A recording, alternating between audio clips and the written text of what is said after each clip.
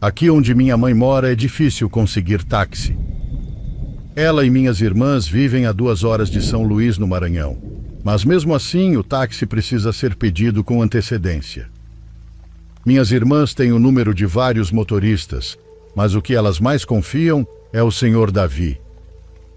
Sempre que vou visitá-las, fico o fim de semana inteiro. Há uns 3 meses fui vê-las, e antes mesmo de começar a me acomodar, elas já perguntaram a que horas eu iria embora no domingo. Minha mãe até brincou. Ué, ele nem chegou ainda e vocês já querem mandar ele embora? Uma das minhas irmãs respondeu: é que esse fim de semana os taxistas não vão trabalhar, mas vou pedir um favor para o Sr. Davi. Calculei sair por volta das 6 da tarde para chegar na rodoviária antes das 7 e pegar o ônibus naquele horário. No domingo, exatamente às 6 da tarde, o Sr. Davi já estava esperando na porta da casa. Minha mãe e minhas irmãs saíram para cumprimentá-lo e se despedir de mim. Quando já estávamos saindo, Brenda se aproximou da janela e disse: Sr. Davi, conta para o meu irmão a história da sua passageira do povoado de Santa Maria. Nem tínhamos andado 500 metros quando o senhor resolveu puxar conversa comigo. Em outras ocasiões eu já tinha entrado no carro dele, mas nunca tínhamos conversado de verdade. Ele me contou que tinha uma cliente que o contratava todas as segundas-feiras, às 4:30 da manhã. Sempre a levava até a zona dos hospitais. Nunca teve coragem de perguntar qual era o problema dela, caso estivesse doente, embora ela nem parecesse estar. Talvez trabalhasse lá. Durante o trajeto, a mulher costumava se maquiar e quase não falava. Às vezes pedia para o motorista acender a luz interna para olhar o rosto em um espelho portátil. Não faz muito tempo que isso aconteceu, rapaz, disse o motorista assim que pegamos a estrada. Santa Maria fica uns 40 minutos daqui. O que vou te contar aconteceu há umas 2 semanas. Ele chegou à casa da senhora às 4:15 da manhã. O combinado era às 4:30, mas ela sempre saía alguns minutos antes.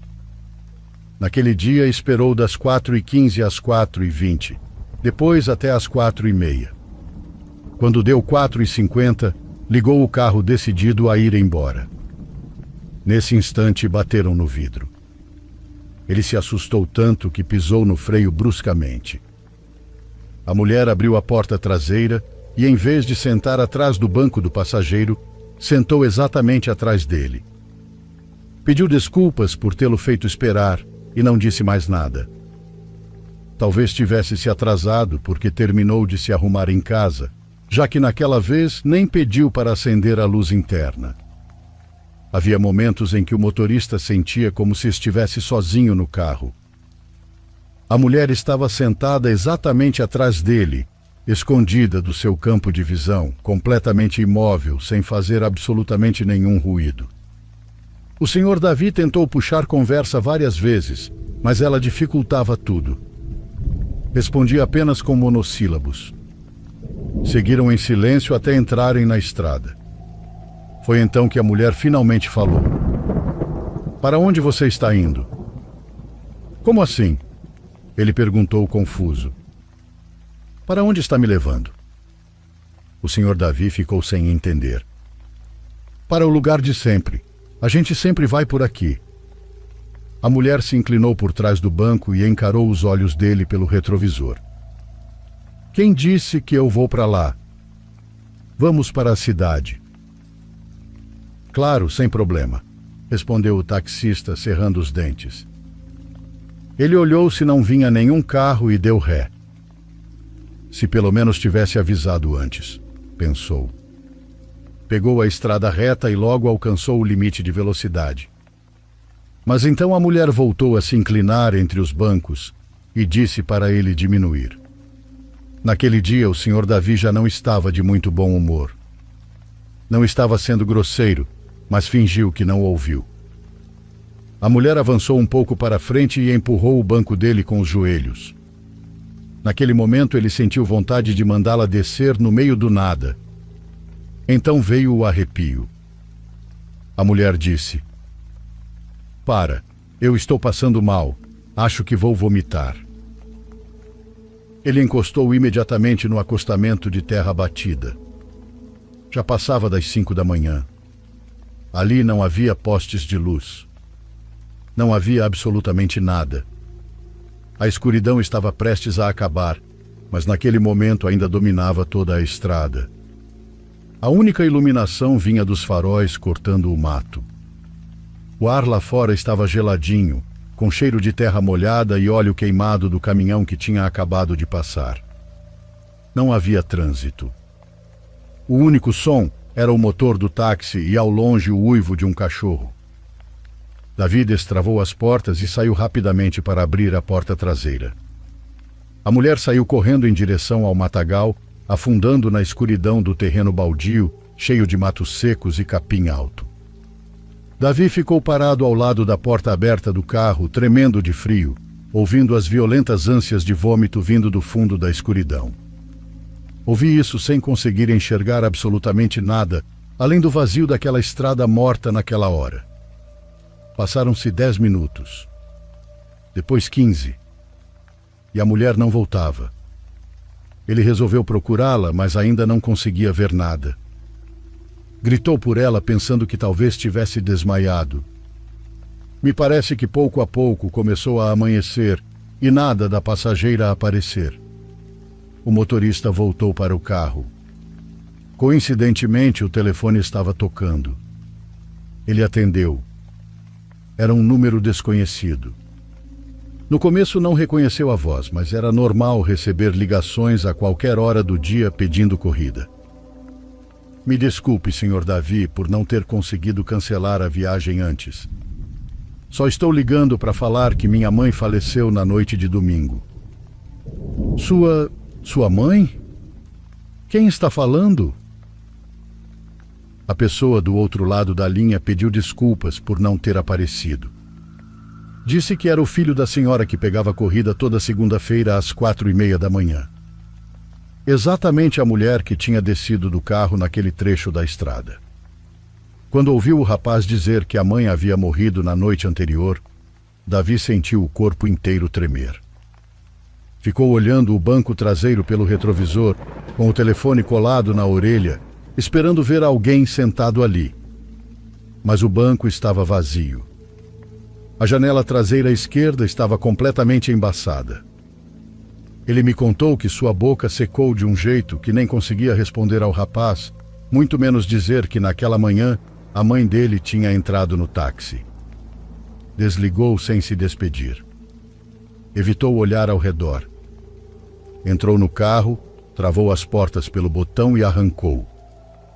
Dirigiu os quilômetros seguintes sem ligar o rádio, respirando de forma acelerada, com os olhos fixos no asfalto. "Quando chegarmos, eu te mostro as provas", me disse o motorista. Ele me deixou na rodoviária e então pegou o celular. Procurou um vídeo e me mostrou. Eu já tinha percebido que o táxi possuía uma câmera abaixo do retrovisor. Mas nem pensei em perguntar se ela havia gravado aquilo que ele tinha acabado de me contar. No vídeo, os bancos traseiros aparecem vazios. Mas por volta do minuto 40, uma pessoa surge lentamente atrás do motorista e encara diretamente a câmera. Era um rosto bizarro. Um rosto acinzentado, com os olhos abertos demais e a mandíbula caída, olhando fixamente para a lente com a rigidez de um cadáver de filme.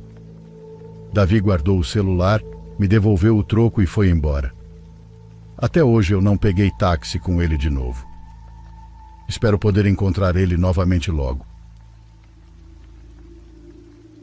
Lembre-se que seu like e comentário ajuda o canal a alcançar mais pessoas. Tire um instante para apertar o botão e fortalecer o canal. Então agora continuamos.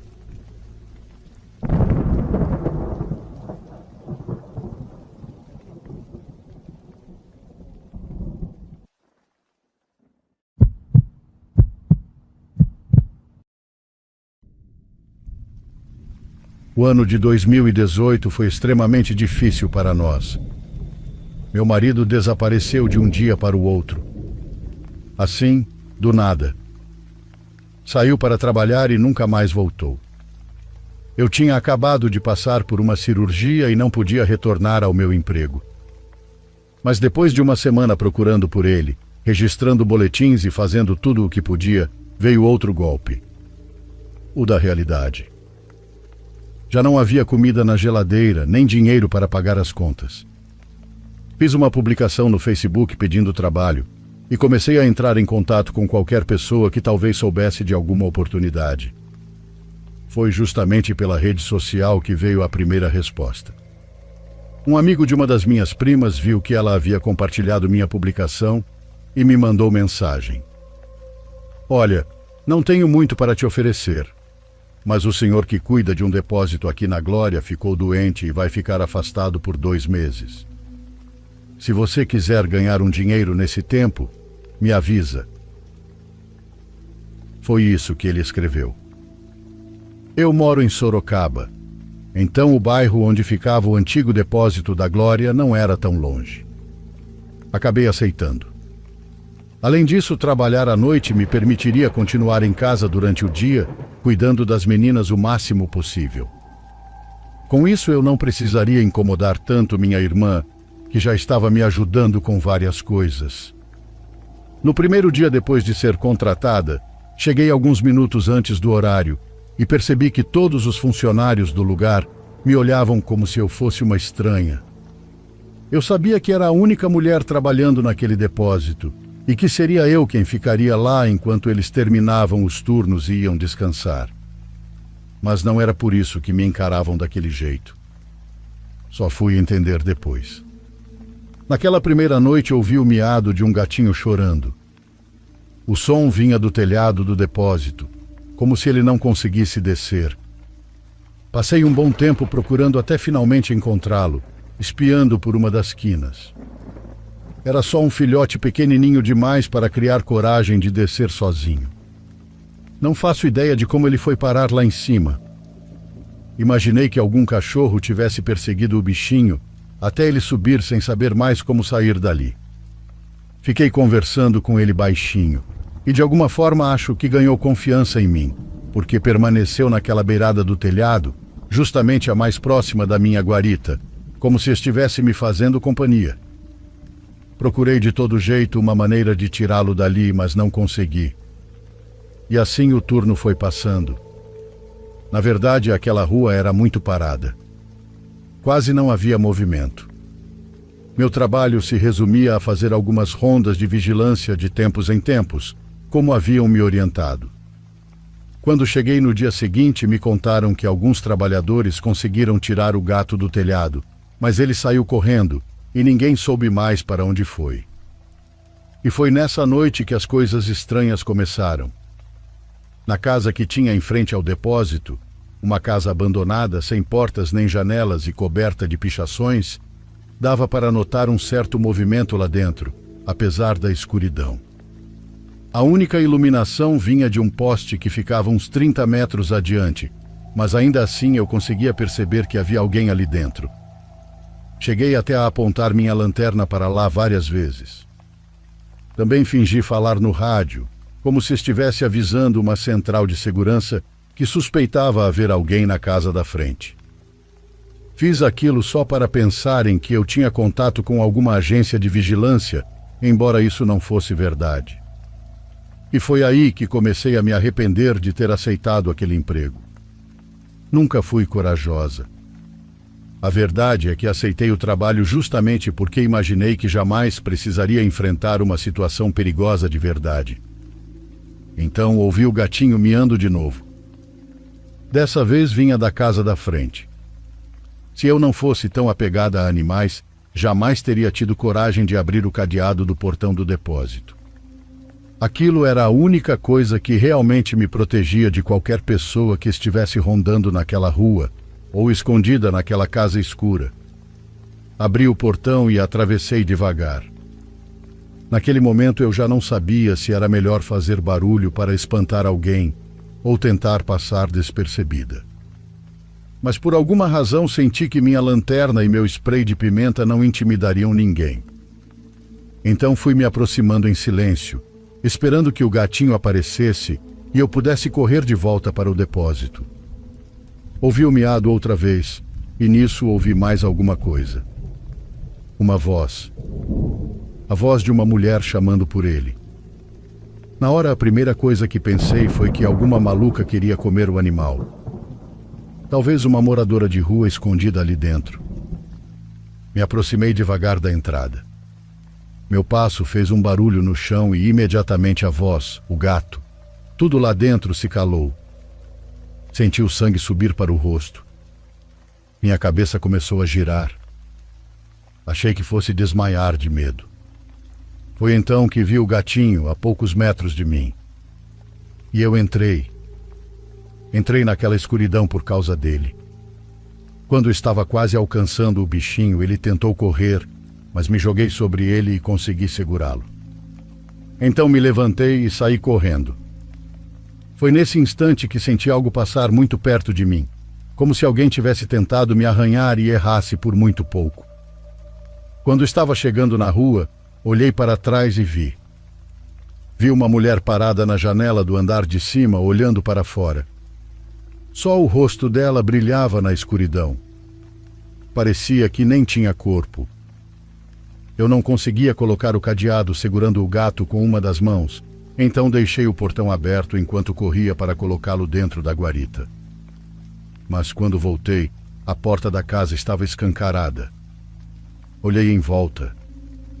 Havia caminhões estacionados perto dali, mas não encontrei ninguém por mais que iluminasse até debaixo deles.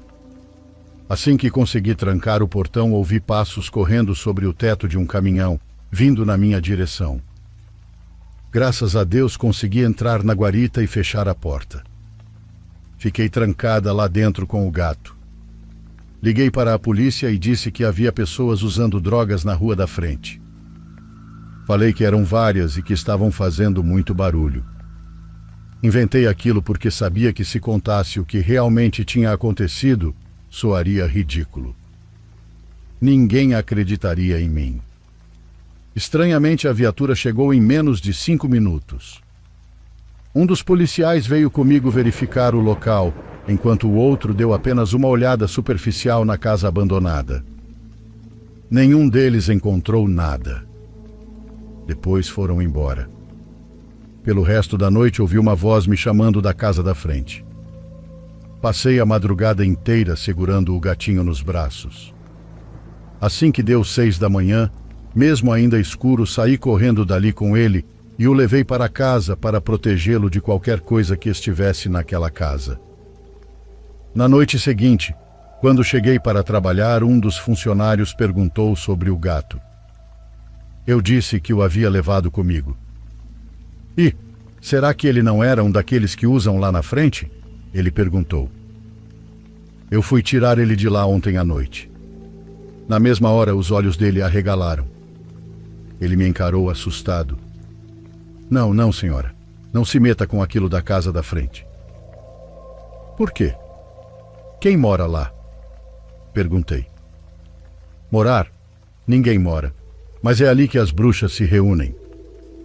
O outro vigia já conhecia bem aquilo e aprendeu a ignorar qualquer coisa que saísse daquela casa. Se eu fosse a senhora, me livrava desse gatinho antes que venham buscar ele na sua casa. Tentei ignorar o que ele disse, mas assim que ouvi aquilo, liguei para casa. Minha irmã estava preparando o jantar das meninas. Pedi para ela tomar cuidado.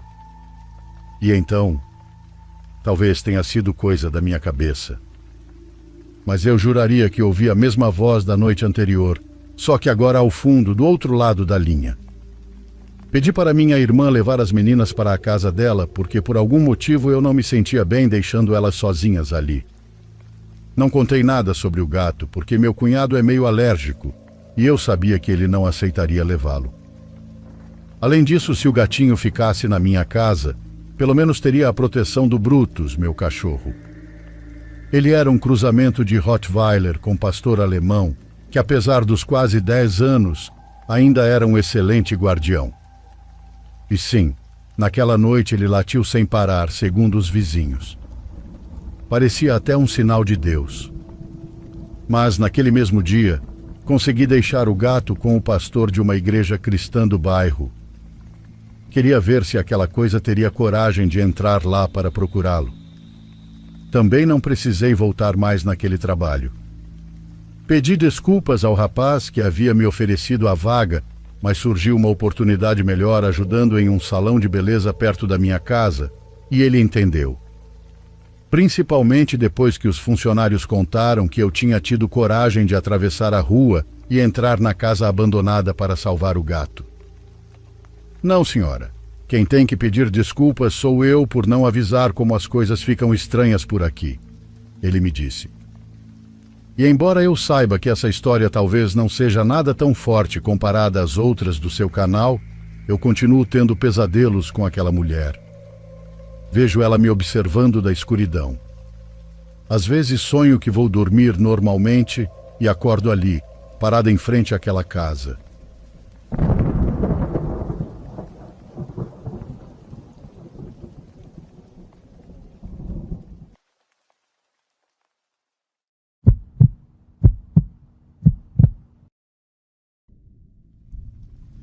Isso aconteceu lá em 2004.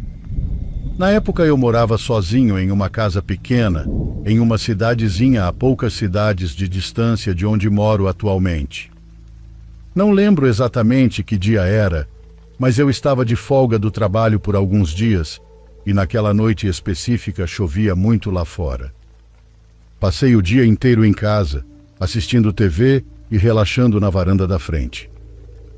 Devia ser por volta das 10 da noite, muito depois do pôr do sol, e eu estava sentado observando a chuva cair quando ouvi o telefone tocar dentro de casa. Entrei e vi que era o telefone fixo. O número aparecia como desconhecido, então resolvi não atender. E sim, eu já tinha celular naquela época, mas era um daqueles modelos simples de flip que só serviam para ligar e mandar mensagem. Então, quando eu estava em casa, usava apenas o telefone fixo. O celular geralmente ficava jogado perto das chaves do carro, porque eu só o usava quando saía. Deixei o telefone tocar até parar e voltei para a varanda. Noites silenciosas com chuva forte sempre tiveram um efeito relaxante em mim. Não havia ninguém na rua e até a maioria das casas estava praticamente apagada. Parecia que eu era a única pessoa acordada naquele bairro inteiro. Mas, estranhamente, depois de voltar para a varanda e passar uns 5 minutos sentado ali, meu humor mudou de repente. Comecei a sentir uma inquietação estranha. Passei a olhar ao redor o tempo todo, ficando mais assustado com a escuridão do que relaxado. Era uma sensação muito esquisita, algo que eu nunca tinha sentido daquela forma antes. Pelo menos não tão repentinamente e sem motivo aparente. Achei que aquilo fosse passar. Na verdade, eu queria muito que passasse, porque antes eu estava realmente aproveitando o momento, apenas vendo a chuva cair. Mas a sensação não foi embora. Se alguma coisa mudou, foi para pior.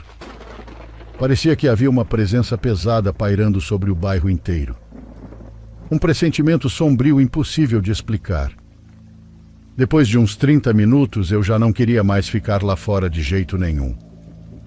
Entrei em casa, sentei no sofá, liguei a TV e tentei me distrair. Então o telefone começou a tocar novamente. Levantei na mesma hora e fui olhar quem era. O visor mostrava exatamente a mesma coisa. Número desconhecido.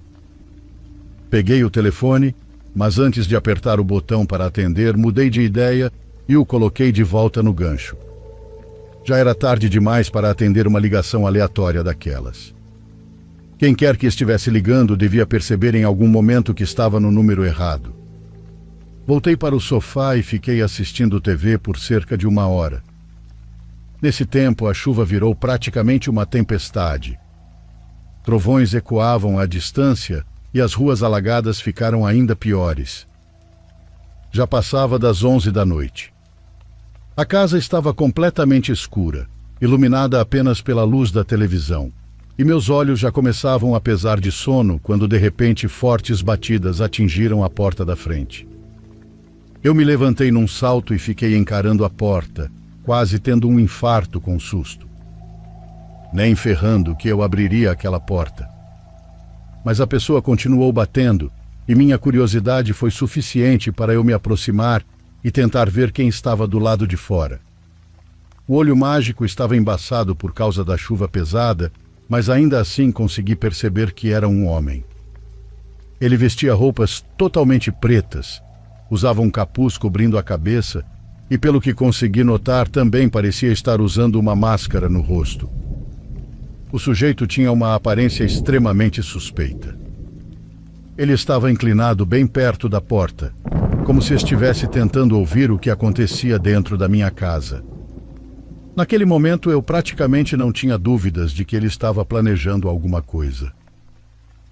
Caminhei silenciosamente até o telefone fixo, peguei o aparelho e abaixei o volume ao máximo para que ele não pudesse me ouvir. Até então, eu ainda acreditava que aquele homem provavelmente não faria nada mais grave. Pelo menos não imediatamente. Então, quando disquei para a polícia, foi mais para avisar que havia um cara suspeito andando pelo bairro e batendo nas portas das casas. Mas no exato instante em que apertei para chamar a polícia, o homem golpeou a porta novamente. Só que daquela vez não parecia uma batida. Parecia o impacto de alguma ferramenta sendo arremessada contra a madeira. Olhei para a porta e ele golpeou de novo. Vi a porta literalmente sair um pouco do lugar, talvez 1 ou 2 centímetros para fora da moldura. Naquele instante percebi muito rápido que ele conseguiria entrar. E eu tinha apenas segundos para decidir o que fazer. Desliguei o telefone e me escondi no banheiro do corredor. Infelizmente, o telefone da casa era preso na parede, então eu não podia simplesmente levá-lo comigo. Uns 10 segundos depois, ouvi a porta sendo arrombada. O som da chuva ficou instantaneamente muito mais alto, e por quase 1 minuto inteiro eu não ouvi mais nada além disso. Nenhum passo. Nenhuma voz. Nenhum barulho. Apenas a chuva pesada e os trovões. Uma parte de mim ficou extremamente tentada a correr de volta até o telefone, mas eu sabia que ainda havia algo errado. E ainda bem que ouvi meu instinto. Porque depois daquele minuto de silêncio, comecei a ouvir as botas dele avançando lentamente pelo corredor. Ele andava devagar, sem pressa, quase como se acreditasse que ninguém sabia que ele estava ali. Era perturbador ouvir aquele homem caminhando calmamente por cada cômodo do andar de baixo. Então ouvi os passos voltarem em direção à porta da frente. Escutei a porta se fechar e por um instante uma onda enorme de alívio tomou conta de mim. Achei que ele tivesse ido embora. Mas então ouvi mais alguns passos e percebi que ele ainda estava dentro da casa. Ele voltou pelo corredor, passou bem em frente ao banheiro onde eu estava escondido e começou a subir as escadas em direção aos quartos. O andar de cima era carpete, então eu só conseguia ouvir alguns rangidos ocasionais no piso. Não dava mais para acompanhar claramente os passos dele como antes. E assim eu fiquei ali por uns 15 minutos, sem ouvir praticamente nada. O homem nunca voltou a descer. Eu não fazia ideia do que diabos ele estava fazendo lá em cima, mas toda vez que eu pensava em sair para pegar o telefone, travava completamente.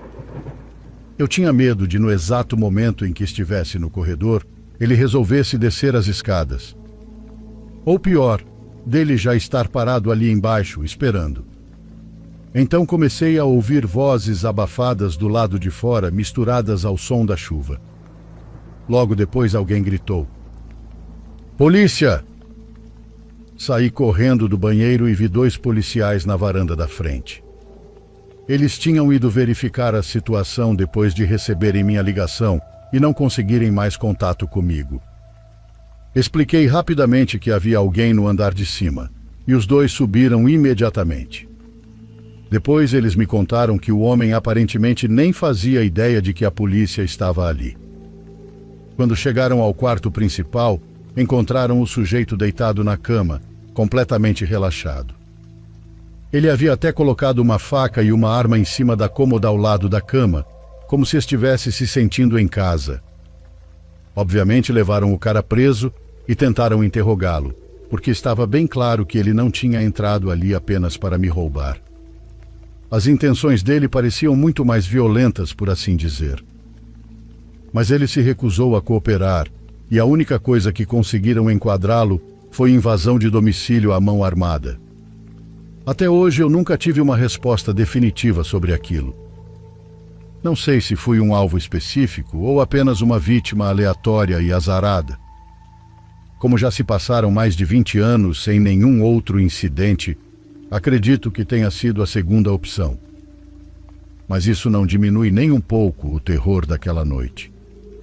Porque se eu tivesse atendido uma das ligações, ou aberto a porta, ou simplesmente sido encontrado por ele, não faço ideia de como aquela noite teria terminado.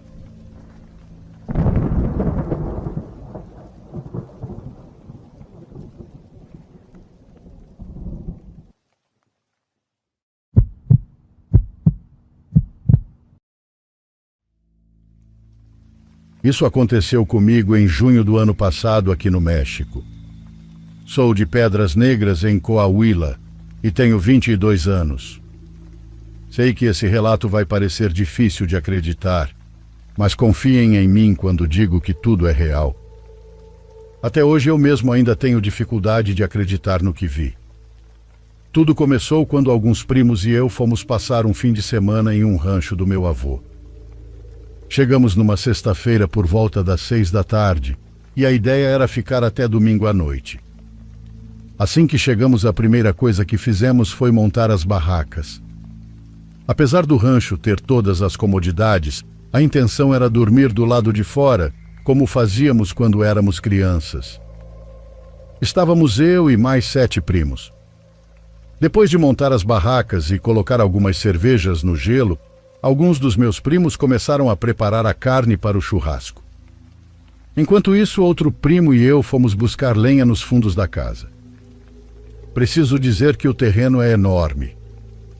Na parte da frente havia traves de futebol, balanços, escorregadores e um pula-pula. Já nos fundos, meu avô guardava algumas caminhonetes velhas que vinha reformando aos poucos. Também havia uma trilha estreita que levava direto ao rio. Desde pequeno eu adorava aquele lugar.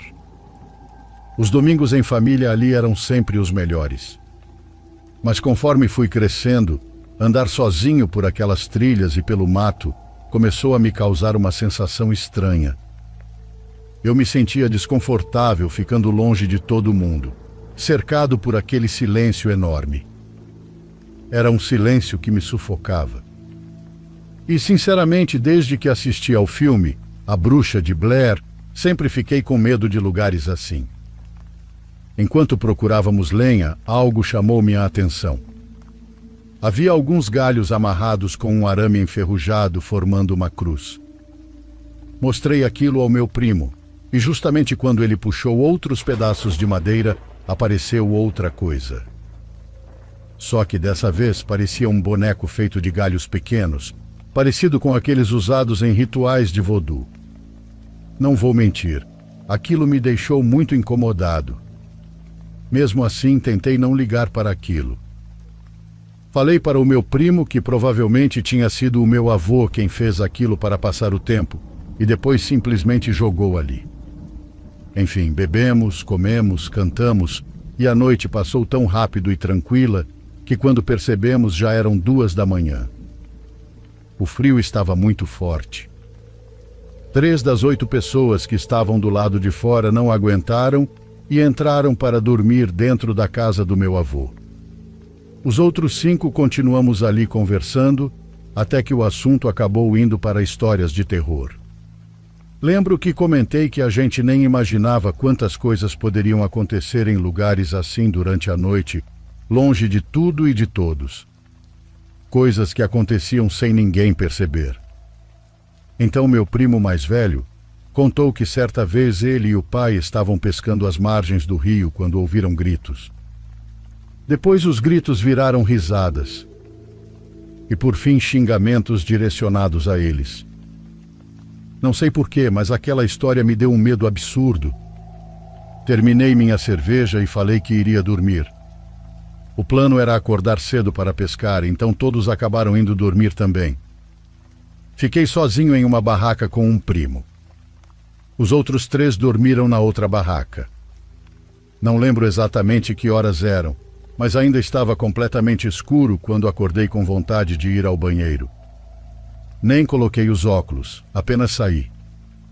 Fui até perto do carro em que tínhamos chegado e urinei ao lado dele. Ao longe eu conseguia ouvir carros passando pela estrada, vacas, algum galo cantando, cabras e sons normais de um lugar assim. Quando terminei e virei a cabeça, vi algo sentado em um dos balanços ao longe. Aquilo estava se mexendo. Não sei porquê, mas tentei imaginar que fosse um dos meus primos falando com a namorada. Então voltei para a barraca. Só que no momento em que me ajeitei para dormir novamente, ouvi o som de uma cabra. Mas não era um som normal. Parecia o grito de uma cabra sofrendo, como se estivesse sendo machucada. Meus primos deviam estar bêbados demais para perceber, mas eu coloquei os óculos, abri a barraca e olhei para fora. Havia uma cabra exatamente no lugar onde eu tinha urinado. Peguei um cigarro e saí da barraca. A cabra começou a caminhar. Não na minha direção, mas em direção ao parquinho. Como era a única coisa se movendo naquela escuridão, continuei olhando para ela. Então, do nada, ela começou a correr. Fazia sons normais de cabra enquanto corria, mas para meu horror, de repente, ela se levantou e começou a correr sobre 2 patas. Ela subiu em um balanço e, enquanto se balançava, começou a gritar como se estivesse sofrendo. Eu fiquei em choque. Corri até a barraca e acordei meu primo que dormia comigo. Nós 2 ficamos ali, paralisados, olhando para uma cabra em cima de um balanço. Aquela desgraça agora ria. Ela nunca olhou para nós. Nunca virou o rosto em nossa direção.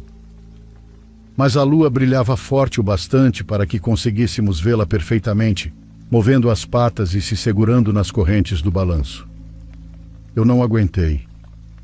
Passei mal de medo no momento em que a cabra pulou do balanço e começou a chorar. Corri até a casa do meu avô e ele já estava esperando na porta, segurando uma carabina de pressão. Ele tremia. Estava tão pálido quanto eu. Então, com a voz falhando e cheia de medo, disse algo que gelou meu sangue. Eu já tinha ouvido ela falar, mas nunca tinha visto andar em 2 patas, nem fazer o que fez hoje. Saí correndo pela casa e acordei meus outros primos, mentindo que o avô estava passando mal só para fazer todo mundo entrar. Depois disso, tudo o que conseguimos ouvir foi o rangido do balanço e a cabra fazendo sons normais outra vez. Meus primos acabaram dormindo, mas eu e o primo que viu aquilo comigo não conseguimos pregar os olhos. Saímos para a sala. Meu avô estava sentado, tomando café e chorando. Toquei no ombro dele e perguntei o que estava acontecendo. Ele respondeu que não era nada, que só estava assustado por ter visto aquilo correr e andar como uma pessoa. Tentei tranquilizá-lo dizendo que não aconteceria nada e que todos nós estávamos ali juntos. Mas ele me interrompeu. Na outra noite bateram na porta. Aquilo já era estranho por si só. Em um rancho, ninguém simplesmente bate na porta da casa. Os terrenos são enormes. Ele continuou. Bateram na porta e começaram a gritar. Pancho, Panchito, abre, está frio aqui fora. Eu congelei. Então ele falou, quase sussurrando. Era uma risada debochada e era a voz da sua avó. Minha avó morreu em 2016, anos antes. E sinceramente nunca mais voltei naquele lugar. E não pretendo voltar. Só de lembrar disso agora, enquanto escrevo, aquela imagem não sai da minha cabeça. Uma cabra em cima de um balanço. Sentada. Brincando. Rindo. Impossível alguém não dizer que isso é coisa do demônio.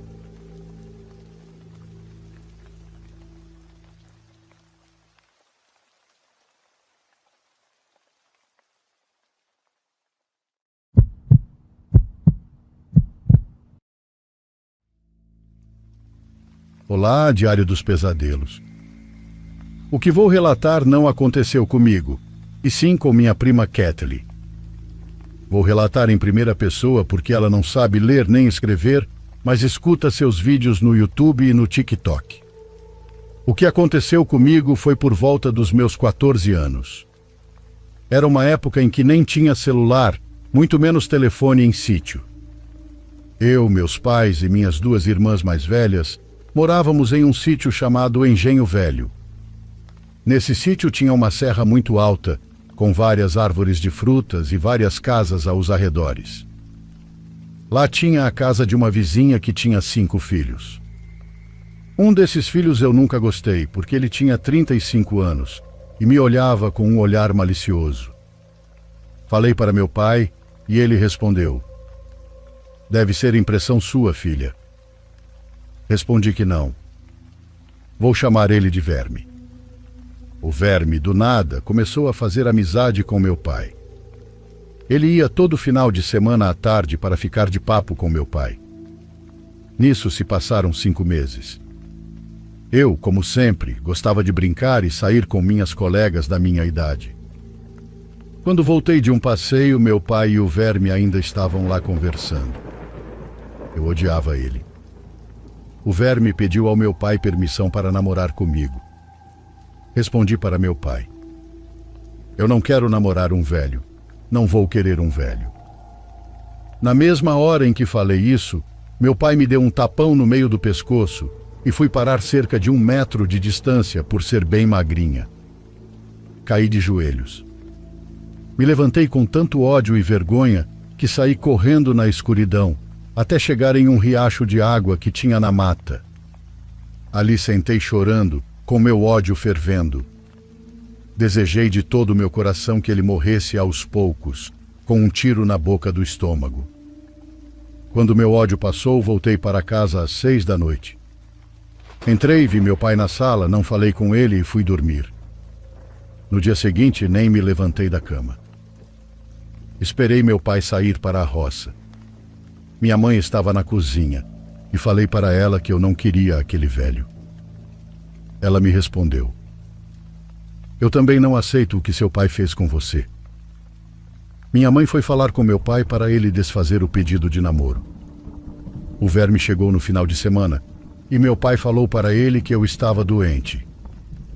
Nisso ele desfez o pedido. O Verme respondeu: "Isso não vai ficar assim." E saiu soltando fogo pela boca. Meses depois desse ocorrido, ele se envolveu em uma briga de bar e levou 4 tiros de espingarda. Na minha época, essas armas eram comuns em sítio. Ele levou um tiro no abdômen, um no peito e um no pâncreas. Ele não faleceu na hora.